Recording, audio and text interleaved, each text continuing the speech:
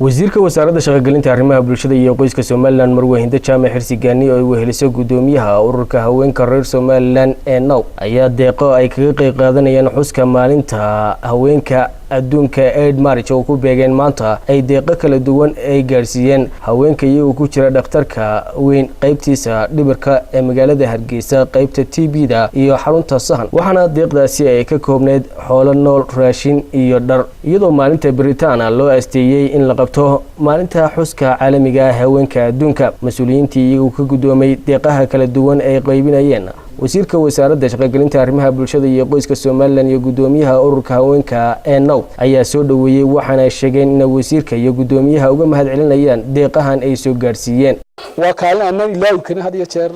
wasaaradda iyo wasiirkaba yacnaha arimaha weyn miisaan kale hadiya jeer إحسان كله هذه يصير أنو كجودينه. معناته هواك أدونك إن نقلنا سوا قريب قرار وسارد أرمها بالشدة يوسير ده محيط أرمها بالشدة كنت وأنا مهد علينا معنا مركو الرئيسية وإحنا كينان مركز سوي إنه كينان ويكور هيان إلهي إن محيط ميسان كحسرات كاوسيو كنتي هواك هذا لا يلالين ولا يلالين نذافته يشركه يلقانه هذا وإحنا هذا يا مجرته. وحنا كذا قدوم النعتاق يسوق شرطة عاري يرنر waxaanu kaga gudoomaynaa wasiirka arimaha bulshada wasiirhinda iyo ururka Now ee qaranka deeqdaas oo ka kooban dhar ari waxaan leenahay kuwa kale waxa ku daydaan ee la midka heligoodii waxa iyaduna halkaasi ka hadashay gudoomiyaha ururka haweenka qaranka Somaliland ee Now March maalintaas oo dumarka loo qoondeeyay maanta waxaan soo booqanay in haweenka dhimirka ee dhakhtarka dawladda waxaan aad ugu duceeynaa caafimaad sareecana marba waxaan jeclahay soo booqan horna waan ugu iman jirnay insha Allah anagoo matalayna siyaasadda dawladda ee mudane mas'uuliyiin hogaamiye yahay in dhimirka iyo haweenka kor loo soo qaado caafimaadkooda iyo wax walba iyo dhaqaalahooda iyo horumarkooda waxbarashadooda marka maanta waxaan aad iyo aad maalinta farxadda la qayb qaadanaynaa haweenka dhakhtarka dhimirka ku jira xanuunsanaya in Ilaahay caafimaad sareecana siiyo Wasiirka Wasaaradda Shaqogalinta Arimaha Bulshada iyo Qoyska Somaliland Marweyne Jaamac Xirsigaani ayaa dhammaanba hambalyo u dirtay haweenweynaha reer Somaliland waxaana ay ka warbixisay deeqahan kala duwan iyo meelaha loo asteeyay in la gaarsiiyo biidmillaahi raxmaan runtii haweenka oo kaliya maaha inta aanu soo booqanay sida ay soo cadeeyeen agaasimayaasha waaxda arimaha bulshadu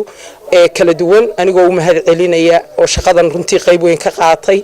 waxaa ku sugan isbitaalkan 8 qof sida aanu reportkeeda ku hayno kuwaas oo isugu jira dadka ka shaqeeya ee haweenka ah kuwa ku haya dadka xanuunsanaya iyo kuwa xanuunsanaya hablo iyo inamaba 8 qofba waxaan u sidnaa dhar maxaan sheegay raashin iyo ari aanu isniri maraq looga sameeyo nagula ciida caafimaad qabaan leeyahay ciida munaasabada 8 Maarso aawadeed oo kale waxa iyadana aanu soo marnay isbitaalka TB-da magaalada madaxda Hargeysa halkaas oo aanu iyagana mariyo iyo aanu geynay iyo ari aanu geynay annaga iyo haweenka qaranka ee Now